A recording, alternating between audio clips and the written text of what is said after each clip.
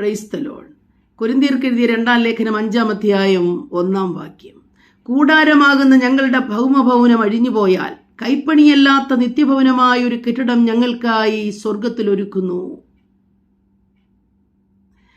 ഈ കെട്ടിടത്തെക്കുറിച്ച് പ്രത്യാശയുള്ള എത്ര പേരുണ്ട്? ഈ ലോകത്തിലെ ഈ ഭൂമിയിലുള്ള നമ്മുടെ കൂടാരം, നമ്മുടെ ശരീരമാകുന്ന കൂടാരം, അത് ഞരക്കത്തോടെ നമ്മൾ കഴിക്കുക. അത് അഴിഞ്ഞു പോകുമെന്ന് നമുക്കറിയാം. എന്നാൽ അഴിഞ്ഞു പോകാത്ത ഒരു നിത്യഭവനം നമുക്കായി സ്വർഗത്തിൽ ഒരുക്കുന്നു. പ്രിയപ്പെട്ടവരെ, അപ്പോസ്തലൻ പറയുകയാണ്, അധൈര്യപ്പെടാൻ ഒരുപാട് കാരണങ്ങൾ ഈ കൂടാരത്തിൽ എനിക്കുണ്ട്. എന്നാൽ ഞാൻ അധൈര്യപ്പെട്ടു പോകുന്നില്ല. കാരണം എനിക്ക് വേണ്ടി നിത്യമായ ഒരു ഭവനം സർവശക്തനായവൻ ഒരുക്കി വച്ചിരിക്കുന്നു.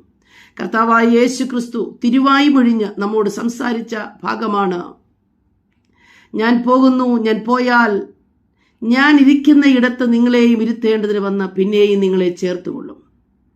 ഞാൻ നിങ്ങൾക്ക് സ്ഥലമൊരുക്കുവാൻ പോകുന്നു, ഞാൻ ഇരിക്കുന്ന ഇടത്ത് നിങ്ങളെയും ഇരുത്തുവാൻ.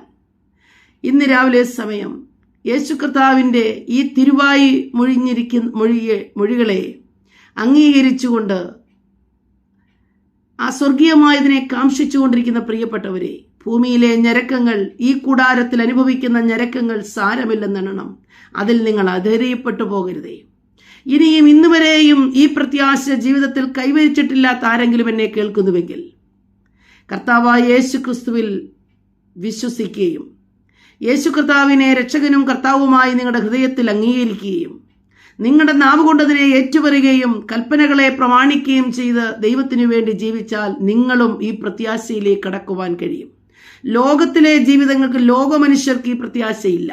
അവർ ഈ ലോകത്തിൽ കരുതാവുന്നതത്രയും കരുതി ജീവിക്കുമ്പോൾ അവർക്കൊരു പ്രത്യാശ സ്വർഗീയമായതിനെ കുറിച്ചില്ല. എന്നാൽ ദൈവത്തിൽ വിശ്വസിക്കുന്ന ഭക്തന്റെ ഏറ്റവും വലിയ വിശ്വാസമാണ്, പ്രത്യാശയാണ് സ്വർഗീയമായ ഭവനം. രാവിലെ സമയം അതിനെ കാംക്ഷിക്കുവാൻ, ഈ ലോകത്തിലെ തകർന്നു പോകുന്ന കൂടാരത്തിലെ ഞരക്കങ്ങളെ ഓർത്ത് അധൈര്യപ്പെടാതെ സ്വർഗീയമായ ഒരു കെട്ടിടം, തകർന്നു പോകാത്ത, അഴിഞ്ഞു പോകാത്ത, എന്നേക്കും നിത്യതയിലേക്ക് നിലനിൽക്കുന്ന ഒരു കെട്ടിടം എനിക്കായി ഒരുക്കുന്നു എന്ന് ഓർത്ത് ധൈര്യപ്പെട്ട് പ്രത്യാശയെ വർദ്ധിപ്പിച്ച് ജീവിക്കുക. ദൈവം നമ്മെ അനുഗ്രഹിക്കട്ടെ. ആമേൻ.